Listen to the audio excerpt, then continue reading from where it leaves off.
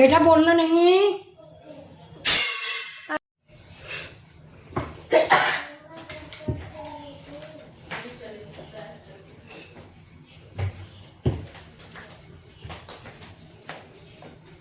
स्वागत है आपका मेरे चैनल मिथिला जी की दुनिया में। तो चलिए हम सवेरे सवेरे पूड़ियाँ बनाने चल रहे हैं। ये हमारे घर में आज एक छोटी सी देवी माँ आई हैं, अभी आप लोगों को मिलवाते हैं।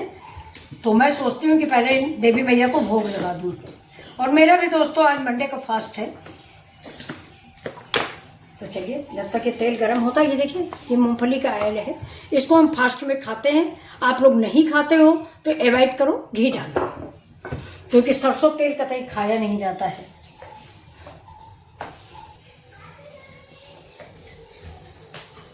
ये देखिए सबसे पहले हम भगवान की पूड़ी डाल देते हैं और फिर इसके बाद हम खुद स्टार्ट करते हैं अपना।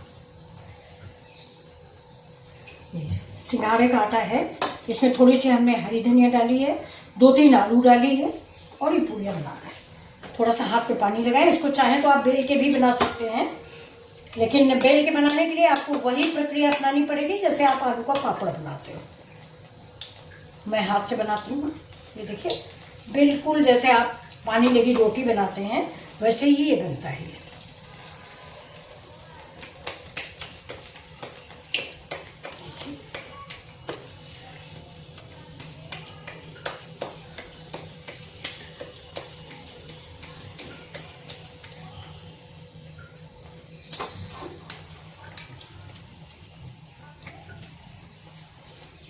ये देखिए बिल्कुल पतली सी रोटी बनके तैयार हुई। ये देखिए बेलने की ज़रूरत नहीं है। ये तो चलते हैं, हम निकालते हैं इसको। पहले भगवान वाली है, ये पक जाए, इस टाइम में पड़ी रहेंगे, इसको डालते हैं। केयरफुली डालें, हाथ जले नहीं। थोड़ा सा इसको हम पलट लेंगे तब दूसरी स्टार्ट करेंगे, नहीं हाथ में ज़्यादा देर लिए रहेंगे तो टूट जाती है। इसको आप कुट्टू के आटे का भी बना सकते हो, राजगीरा का आटा आता है उसका बना सकते हो। ये मैं सिंघाड़े का आटा बनाई हूँ। और साथ में देखिए आलू फ्राई किया हुआ है।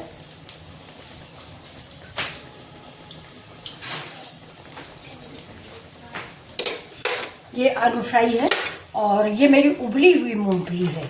मैं भुनी मूंगफली नहीं खाती हूँ। उबली मूंगफली जो है गैस कम बनाती है लेकिन उतनी ज़्यादा नहीं बनाती। और मैं नमक का प्रयोग करती हूँ। अगर आप नमक नहीं खाते तो नमक अवॉइड कर दीजिए, बहुत लोग नहीं खाते। वैसे फिलहाल मैं आपको क्लियर कर दूँ कि मेरा मंडे का फास्ट है आज। तो ये मेरा लाहौरी नमक है, यानी सेंधा नमक, व्रत वाला नमक। और साथ में ये सिंघाड़े की पूड़ियाँ। इसमें आप जितनी ही ज़्यादा आलू डालोगे उतना ही ये पूड़ियाँ मुलायम बनती हैं, बहुत ही खस्ता जैसी बनती है। आप एक बार ज़्यादा आलू डाल के देखें, बहुत बढ़िया पूड़ियाँ बनती है। देखिए एक साइड में पक चुका है, अब दूसरे साइड में जब तक पकेगा तब तक हम दूसरी पूड़ी तैयार कर लेते हैं। देखिए ऐसे लोई लीजिए, इसको हथेली पे रख के गोल कीजिए, बहुत आसानी से गोल हो जाती है। घी मत लगाइए, तेल पानी से ही ये बन जाती है। हाथ पे रखिए, उल्टे हाथ पे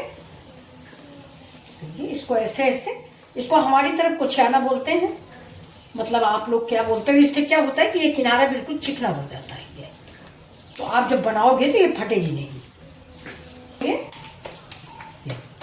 इसको एक बार और पलट देते हैं उस साइड में। ये देखिए बिल्कुल क्रिस्पी कढ़ाई तैयार हो गई और ये भगवान की तैयार हो गई। इसको हम निकाल लेते हैं, ये इधर रख देंगे, इस पर भोग लगा देंगे। सारा सामग्री जितनी है वो इस टिक्की में रख के हम भोग लगा देते हैं भगवान को। और देखिए इसको भी हम निकाल लेते हैं, साइड में लगा लीजिए, सारा घी निकल जाएगा।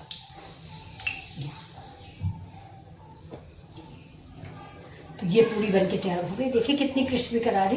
इसको बना रहे हैं, एक और बना रहे हैं। ये आप देखिए बिल्कुल इसी स्टाइल से आप भी बना लीजिए। और ऐसे ही कुट्टू की भी बनती है, उसमें भी आप थोड़ा सा वो डाल दीजिए आलू, फटाक से बहुत बढ़िया सी बन जाएगी। थोड़ा आलू ज़्यादा ही डालिएगा तो बहुत मुलायम बनती है, बिल्कुल खस्ता जैसी। इसको भी बना लेते हैं। तो ये देखिए मेरा फास्ट का खाना बन चुका है। ये सिंघाड़े की पूड़ी है, आलू है, मूंगफली है और सेब है। और ये देखिए ये मेरा धनिया मिर्चा का नमक है। मुझे दोस्तों नमकीन ज़्यादा अच्छा लगता है, मीठा कम पसंद आता है। तो ये देखिए, ये मेरा ये करीब 12 बजे करीब हमारा 12 बजे का नाश्ता है। तो फिर मिलते हैं अगले मंडे को। अब हमारे घर में माता रानी का आगमन हो चुका है। बहुत नन्ही सी माता रानी है, वो शर्मा रही आ नहीं रही आपके सामने। तो नवरात्र में अगर आपसे हो सके तो जरूरी नहीं कि हम उसी दिन 9 कन्याएं बुला के खिलाएं, प्रतिदिन एक कन्या का भोजन कराएं, वो ज़्यादा फलदायी होता है।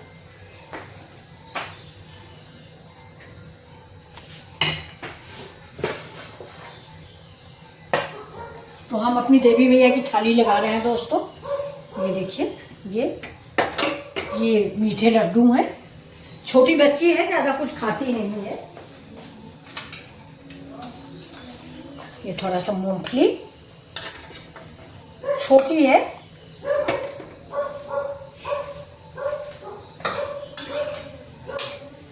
अभी हम आपको दर्शन कराएंगे माता रानी का। ऐसी ही कन्याओं को खिलाने का फल मिलता है दोस्तों। जैसे मैं अभी आपको देवी मैया दिखाऊंगी, ऐसी ही कन्याएं भोग लगाने के काबिल होती हैं। चलिए, मेरी कढ़ाई हो चुकी है।